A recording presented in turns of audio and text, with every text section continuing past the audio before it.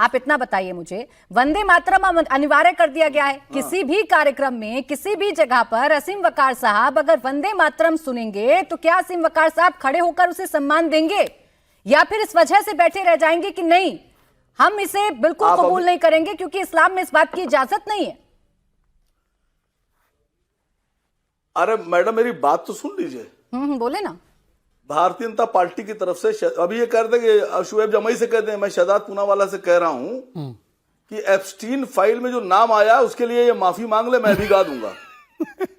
माफी मांग लीजिए कि एप्स्टीन फाइल में जो नाम आया उसके लिए माफी मांगिए आप। हो जाए दूसरी बात किसानों का जो 18% टैक्स है वो माफ कर दीजिए, बोल दो, जीरो कर दीजिए। हाँ बोल दो, आप पहले बोल दो, साला निकाल दो। लेकिन आज थोड़े से सैयद आसिम वकार साहब, अमूमन आप टॉपिक पर रहते हैं, अमूमन आप हर टॉपिक पर खुलकर अपनी बात रखते हैं। आज आपने ना शुरुआत से लेकर अभी तक जितनी बातें बोली हैं आपने सिर्फ कंफ्यूज कर दिया है। अभी मैंने एक सीधा प्रश्न आपसे पूछा, आप एप्स्टीन फाइल पर चले गए, आप किसानों पर चले गए, उस पर भी चर्चा करते हैं, उस पर भी चर्चा कर लूंगी, आपको बुला लूंगी। आज के मुद्दे पर तो जवाब दे दीजिए ना। इतना बता दीजिए आसिम वकार साहब, आप जब ये राष्ट्रगीत सुनेंगे किसी भी कार्यक्रम में तो आप बैठे रहेंगे या आप उठकर सम्मान देंगे? आपके लिए देश सर्वोपरि है, राष्ट्रगीत सर्वोपरि है कि नहीं? अरे मेरी बात तो सुन लीजिए। बोलिए ना, मैं कह रहा हूं किसानों का जो टैक्स है वो जीरो कर दीजिए और अमेरिका पे वही टैक्स 18% कर दीजिए।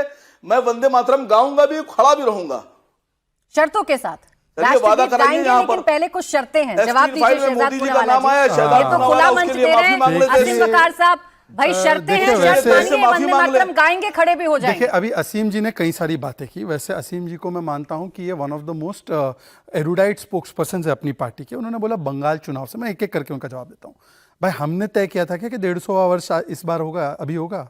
भाई 150 वर्ष हुआ है, उसकी उपलक्ष्य में हम लोग ये सब कर रहे हैं। पार्लियामेंट में डिबेट हुई, तो क्या हम 150 वर्ष पहले गए थे और बंगाल चुनाव होगा तो उस समय ये लागू करना है, ये हम सोच के आए थे? क्या बात करते। दूसरी बात, मूर्ति पूजा, आप भी वंदे मातरम बोलती हैं, साजन जी भी बोलते हैं, उसमें मूर्ति पूजा, और आप मूर्ति पूजा भी करती हैं। मूर्ति पूजा होती है क्या वंदे मातरम में? असीम वकार बहुत इंटेलिजेंट है, आज कुछ छुपा रहे हैं, पता नहीं कौन से चौक में है, राहुल गांधी चौक हो गया है सब कुछ।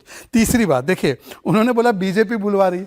भाई साहब बीजेपी बुलवारी नेशनल सॉन्ग बना के गए हमारे संविधान सभा के लोग, आपके ही बैरिस्टर लेकर घूमते ना संविधान, जय भीम जय मीम जय भीम जय मीम, उसी में लिखा है कि भाई नेशनल सॉन्ग का सम्मान करना है। हम कहां बुलवा, हम याद दिला रहे हैं और कंडीशन के साथ होगी। अब ये देखिए, मेरा राष्ट्रवाद होगा, मेरा संविधान के प्रति कमिटमेंट कंडीशनल होगा, अगर मेरे हिसाब से होगा तो मैं फॉलो करूंगा।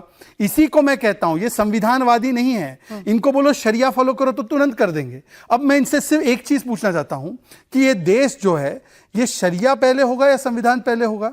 संविधान पहले होगा, और संविधान नेशनल सॉन्ग का सम्मान करने के लिए कहता है, पर यह क्या कहता है कि मैं कंडीशनली करूंगा। पर मेरी लड़ाई इनसे है ही नहीं, मेरी लड़ाई एक मेन स्ट्रीम पार्टी समाजवादी और कांग्रेस से है कि उनके नेता बोलते हैं हम नहीं बोलेंगे, तो इनसे क्या अपेक्षा करें? समाजवादी पार्टी का पक्ष रखने के लिए सुनील जी हैं मेरे साथ, लेकिन उससे पहले आसिम जी मुस्कुरा भी रहे हैं, आपकी किसी बात पर जवाब देना चाह रहे हैं, फिर सुनील साजन जी को लेकर आऊंगी चर्चा में। बोल दीजिए वकार साहब, चौक में है, सच में ऐसा कंफ्यूज से आप क्यों नजर आ रहे हैं? क्या कहना है, क्या बताना है, क्या स्टैंड है, क्या ये समझ में नहीं आ रहा है आज आपको? चौक हो गए। देखिए मैं कंफ्यूज ही नहीं हूं, मैंने तो साफ तौर से कहा भारतीय जनता पार्टी का ये है मसला कि बीजेपी चाहती है कि पूरे हिंदुस्तान का एक एक मुसलमान वंदे मातरम का विरोध करे। जितना मुसलमान विरोध करेंगे उतना हिंदू इनके पक्ष में इकट्ठा होंगे, इनका मानना ही है। भारतीय जनता पार्टी ये भी चाहती है कि जितने सेकुलर दल हैं उन सब के हिंदू लीडरान भी मुसलमानों को दिखाने के लिए इसका विरोध करें, तब इनको कहने का मौका मिलेगा देखो हिंदू तुम्हारे विरोध में हैं ये लोग। इतने स्मार्ट हैं, आपको बीजेपी की सारी चालें समझ में आती हैं, तो शुरुआत अपने घर से कर दीजिए। शुएब जमई साहब को जरा बताइए, समझाइए कि भारतीय जनता पार्टी के ट्रैप में नहीं आना है। वो तो ये चाह ही रहे हैं कि मुसलमान इस बात का विरोध करें। काहे विरोध कर रहे हैं फिर? आपकी पार्टी के नेता काहे मुखर हो जा रहे हैं इस बात पर इतना?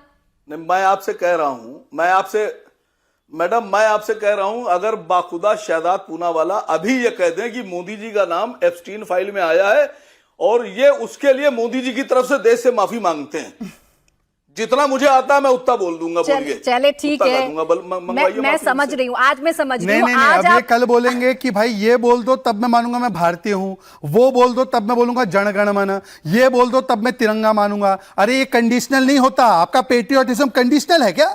इसीलिए मैं कहता हूं इनको देश नहीं, इनको केवल उम्मा दिखता है, इनको शरिया दिखता है, संविधान नहीं दिखता। पर मैं फिर से बोलूंगा, अब जो असीम बकर ने बोला, मतलब अबू आजमी और हुसैन दलवाई और इमरान मसूद बीजेपी के ट्रैप में काम कर रहे हैं, इसलिए विरोध कर रहे हैं। साजन जी, इतनी तो आपकी, इतनी कैजुअली आपके बारे में ऐसी चीजें बोलना मैं तो सहन नहीं करता। आते भाई उनको चर्चा में आते हैं, इतनी देर बात हो गई है। सुनील जी आप बताइए, आप भी देखिए आज ऐसा टॉपिक है, ऐसा मुद्दा है, मेरे सारे पैनलिस्ट मुस्कुरा कर जवाब दे रहे हैं, यानी टॉपिक तो बढ़िया है, सब इस पर चर्चा करना चाह रहे हैं।